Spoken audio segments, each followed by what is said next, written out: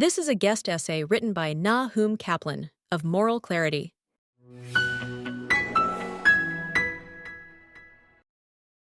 The international media hyperventilates about every new Jewish settlement in Judea and Samaria, also known as the West Bank, yet it devotes barely a word to the Palestinians' unlawful building over ancient Jewish sites to erase Jewish history.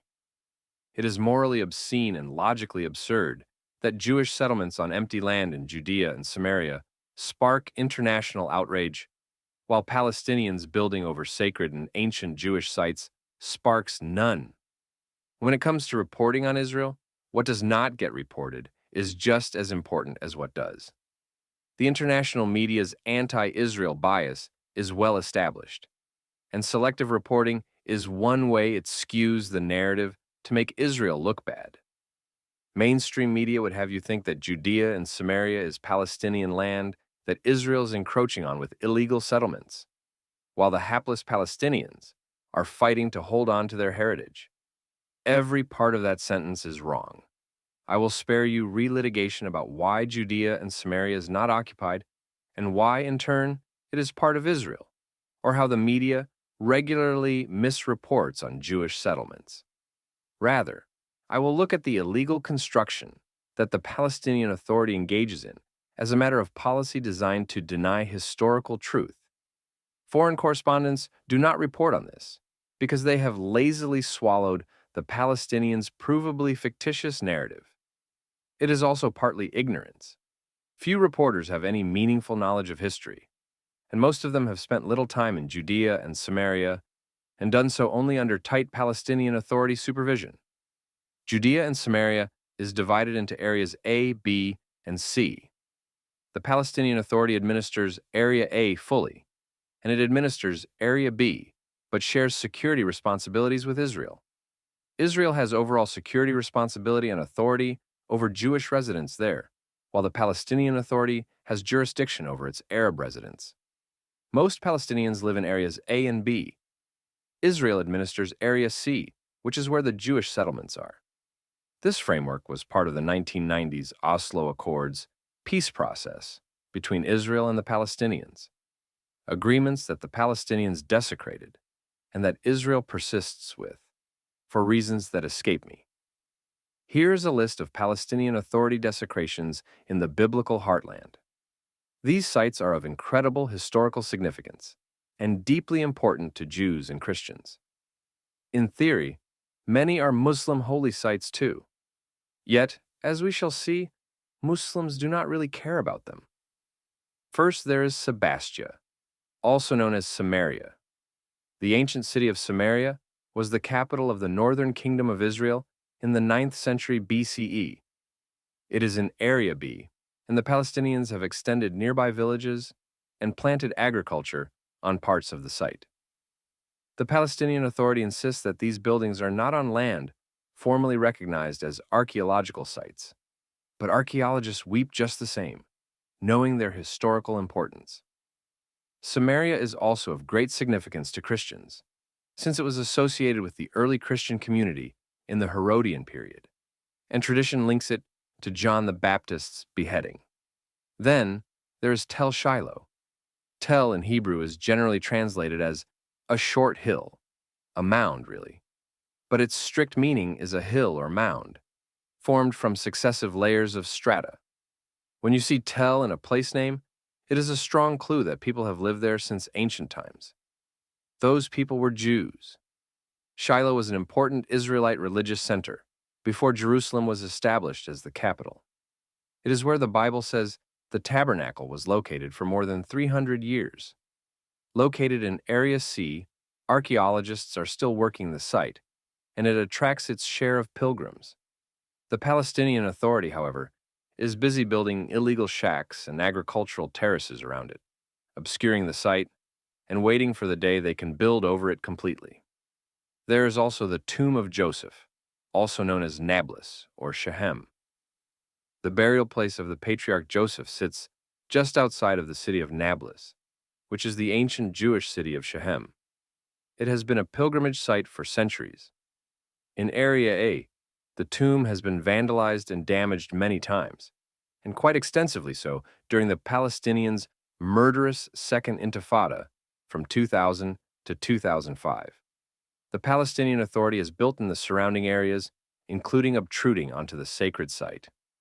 There is also Mount Ebal. This is where Joshua built an altar to God after the Israelites entered Canaan. Archaeologists believe they have located the altar, a claim the Palestinians reject without even having looked into it. Situated in Area B, the Palestinians have paved new roads over ancient ones connected to the site and removed stones that could damage or destroy the structure's foundation. Unfortunately, neither Israel nor the Palestinian Authority officially protects the site.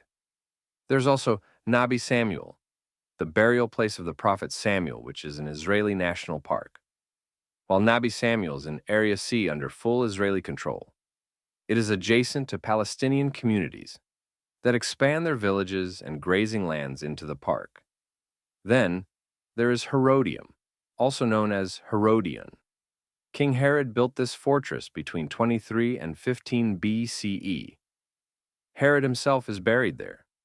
The site includes fortifications, a palace complex, and an extensive reservoir and tunnel system. This is better infrastructure than the Palestinian Authority can manage today. Located in Area C, southeast of Bethlehem, Israel has declared it a national park. The Palestinians have built illegally and developed farmland around the ancient remains. There's also Jericho, among the world's oldest cities, and the Bible describes the Israelites' conquest of it in the book of Joshua, making it of vital religious and cultural significance. Fully under Palestinian Authority control in Area A, the Palestinian Authority has done a deliberately shabby job of preserving the city, especially the sections connected to Jewish history. It has been the site of significant urban development, where the Palestinian Authority has ignored archaeologists' concerns, claiming that modernization is essential. There is also Beit El, identified as Bethel, an Israelite religious center mentioned several times in the Bible. It is traditionally associated with Jacob's vision of a ladder reaching to heaven. Located in Area C, it is close to many Palestinian villages that have deliberately expanded into and encroached upon the site. There is also Susia, a Jewish village from the Second Temple period, currently in the southern Hebron Hills. It has an ancient synagogue with a well-preserved mosaic floor, ritual baths, and ancient housing structures. Susia is in Area C, and Jewish settlers and Palestinians in nearby villages contest the area, with the Palestinians building and Israelis subsequently demolishing housing and agricultural buildings there with some regularity. Lastly, there is Al-Qadr. This village near Bethlehem has an ancient Jewish cemetery from the Second Temple period featuring rock-cut tombs and ossuaries. It is in Area B, and Palestinian construction continues into the cemetery, despite protests from Israeli archaeologists and officials.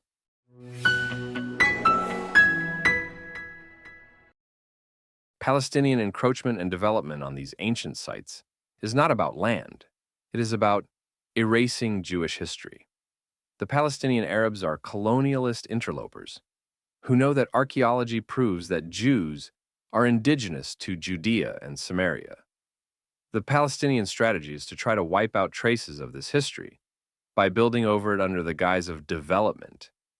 Attempts to eradicate Jewish culture have a long history, which is why the Al-Aqsa Mosque in Jerusalem was built atop the Temple Mount. It is also a tactic Islamists have used elsewhere, such as the Taliban's monstrous destruction of the Bamiyan Buddhas in Afghanistan.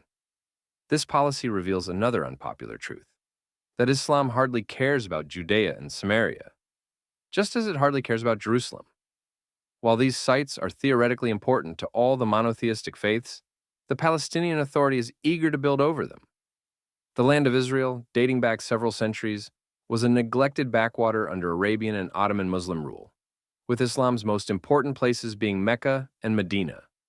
The Arabs started caring only once Jews regained sovereignty in their homeland.